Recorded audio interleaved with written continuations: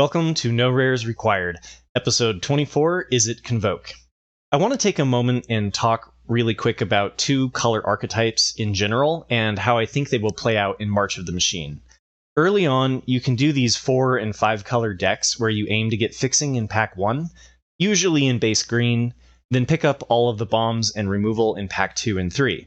I've heard it called 4 or 5 color soup, and some top players swear by it, especially in this set. What I found is it's great until it becomes the thing to do, then the fixing disappears, and you start to see a return to the 2-color archetypes, or 2 colors and a splash.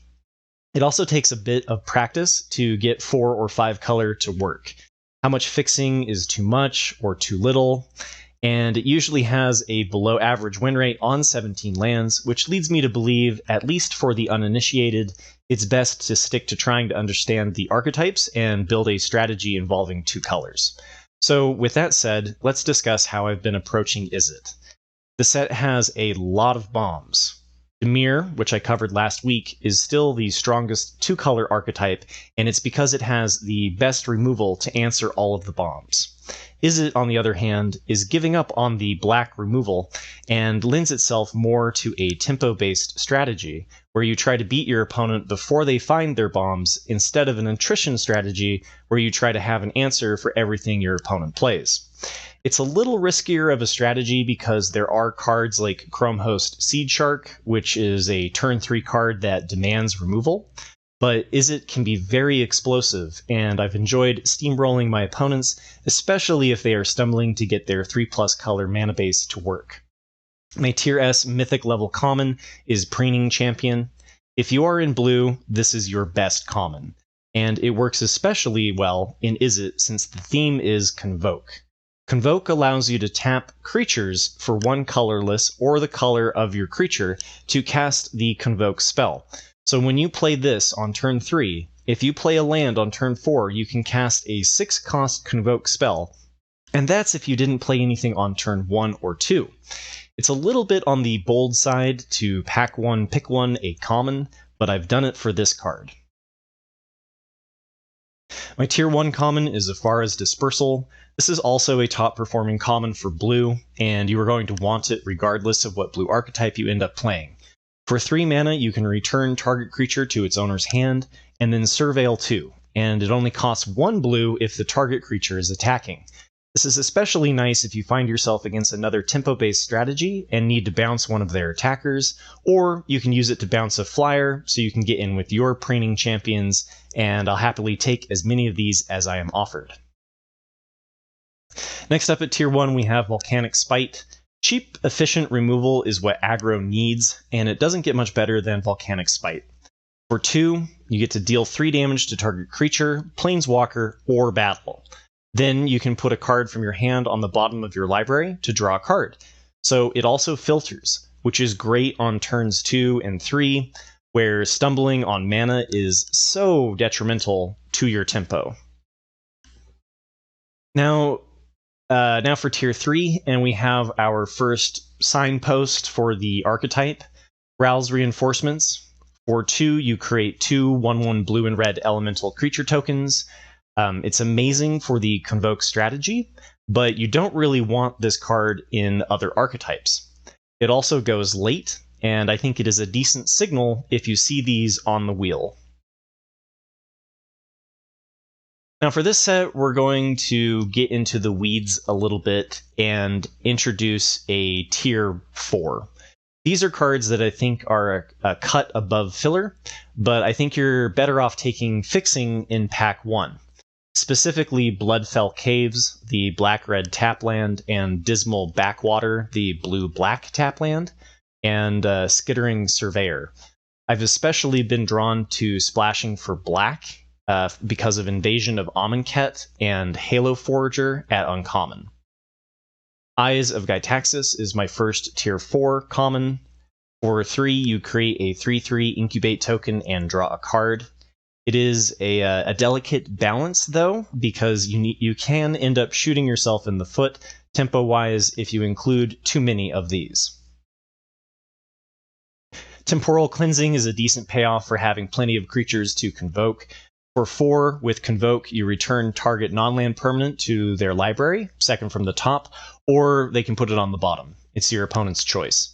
Tapping your 1/1s to clear way for your flyers can work out, but again, this card can hurt your tempo, so it's a bit of a balancing act. Saiba Cryptomancer might be my pet card of the set.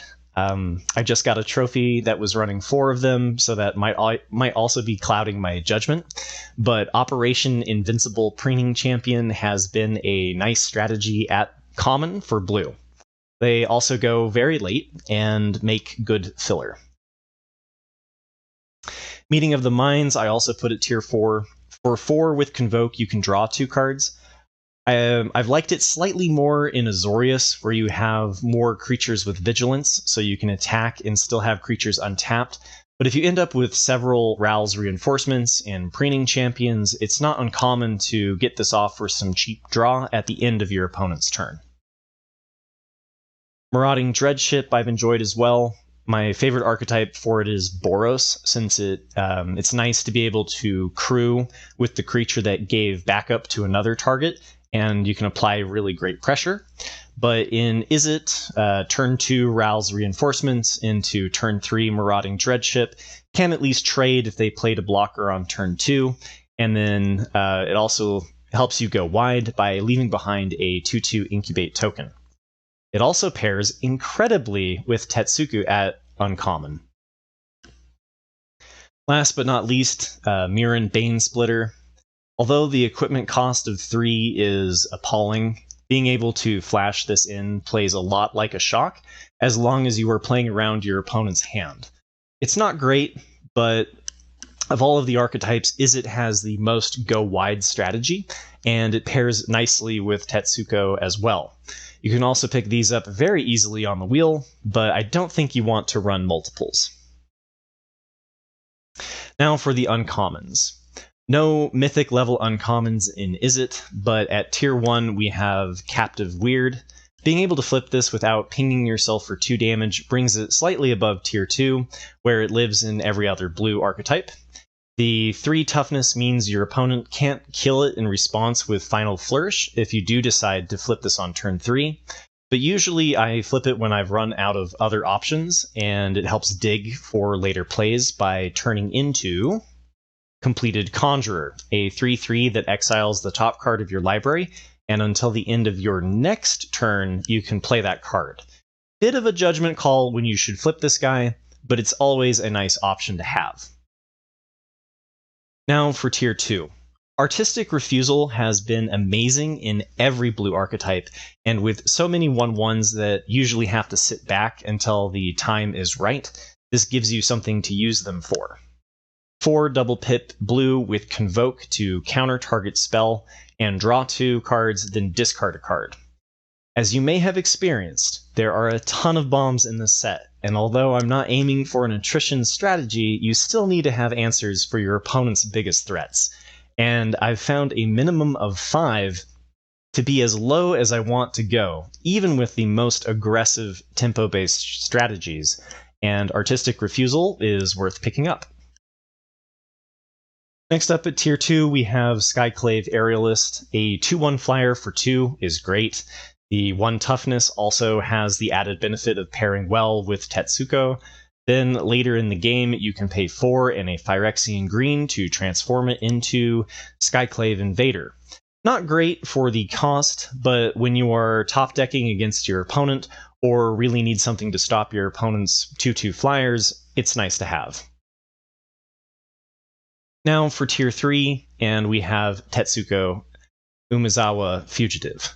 For 2, you get a 1/3 that makes all of your creatures with power or toughness 1 unblockable.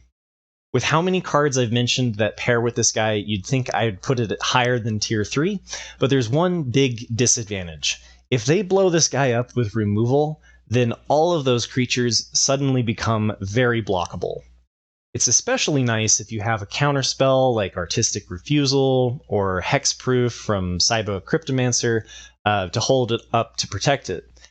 Because there are so many bombs in this set, Your opponent usually has an arsenal, and this card can definitely backfire. I went back and forth on whether or not to include Xeric Strobe Knight, if it was worthy of tier 3 or just good filler, and it kind of depends on the rest of your curve. If you find yourself with a lot of cheap spells instead of the expensive Convoke spells, then the value of this goes up. Otherwise, it's a 2/2 flyer with Vigilance for 3, which still isn't a bad baseline, since I've found myself winning through the air in this archetype.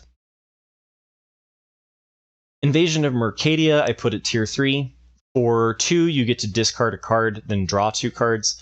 I really like 2-cost fixers in tempo strategies because, as I mentioned, stumbling on turn 2 or 3 is basically game over for a tempo-based strategy. And this flips into Chiron Flamewright, which is a win condition if you've gone wide enough. A 3/3 that for 2 and a red can tap to discard a card and create 2 1/1 tokens. Then your whole board gains +1/+0 and haste until end of turn. Combo this with a little Tetsuko action, and the damage can stack up very fast. My last tier 3 uncommon is Fearless Skald, a 3/2 for 5, but it has backup 1 and double strike. Giving a flyer +1/+1 and double strike works as a finisher, and the 3 or 4 first strike damage works well on defense while you are building your swarm. Now for the rares. I'm going to skip Chrome Host Seedshark, as I already mentioned it in my guide to Dimir. It's an amazing bomb and worth playing in any blue archetype. Zephyr Singer is also a top performer in every blue archetype, and hey, it has the word Convoke, so why not bring it up in Izzet Convoke? Well, in all reality, Izzet is its worst archetype. I'd much rather be giving my Azorius Knights flying rather than a bunch of 1/1s, but it's still an amazing card. A 3/4 Vigilance Flyer for 2 double pip blue with Convoke. Yeah, that's going in every deck. My other tier 1 bomb rare is Etali, Primal Conqueror. Best in Gruul, where you are aiming to ramp and more reliably hit 7 mana, but still great in every red archetype, and if the front side isn't enough to win you the game, it can flip for 9 and a Phyrexian green mana into Etali Primal Sickness, an 11/11 trample indestructible beast with Toxic. I still want to disperse this back to someone's hand for 1 blue, though. Now for the tier 3 rares and the plethora of rare bombs. Rona, Herald of Invasion, is best in Izzet, in my opinion. A 1/3 that can tap to loot for 2. You tend to sit on the ground while your flyers do the work in the air, and a 1/3 does a pretty good job of blocking the early grizzly bears. Then for 5 and a Phyrexian black, Rona can flip into Rona Tolarian Obliterator, a 5/5 trample that whenever a source deals damage to Rona, they exile a card at random from their hand, and you get to play or cast it without paying its mana cost. I'm still waiting to see someone ping their own Rona to play a spell for free from their hand. Next up we have Faerie Mastermind, and who doesn't want a 2/1 flyer with flash for 2? It also draws a card whenever your opponent draws a second card on their turn, so you can flash this in to draw a card in response. Then it also has the ability to force the matter by tapping for 4 to make each player draw a card, which if done on their turn means you draw 2 cards. Now for the mythics. Chandra, Hope's Beacon is definitely tier S and a reason to head into red. You passively get copies of all of your instant and sorceries. For 2 loyalty, she creates 2 mana of any color. For 1 loyalty, +1 loyalty, she exiles the top 5 of your library, and you may cast an instant or sorcery, which gets copied, by the way. Or for -X, she deals X damage to each of up to 2 targets, which can include your opponent's face. And who would I be if I did a guide for a red archetype and I didn't include everyone's favorite monkey, Ragavan, Nimble, Pilferer. Casually banned in Historic, Ragavan has returned to ruin or bless your games. A 2/1 for 1 that whenever it deals damage to a player, it creates a treasure token and allows you to cast the top card of your opponent's library. Yay, a card that is early pressure, that ramps, and gives card advantage. Yes, please. At least it is a mythic. The last mythic I'll include is Invasion of Tarkir. For 2, you deal 2 damage to any target, unless you happen to be holding the only other dragon, Zurgo, and Ujutai, in which case it's 3 damage. And then after a whopping 5 defense, it flips into Defiant Thundermaw, a 4/4 flyer with trample that whenever it, or maybe Zurgo and Ujutai, attacks, it deals 2 damage to any target. Removal that flips into a late game threat? Sure. So that's it for Izzet. Thank you, Robert Shannon, for the suggestion. Next week, I'll be diving into another archetype, so if you have one that you want done, just let me know in the comments below. Thank you for taking a moment to hit like and subscribe. I appreciate it, and I will see you next week.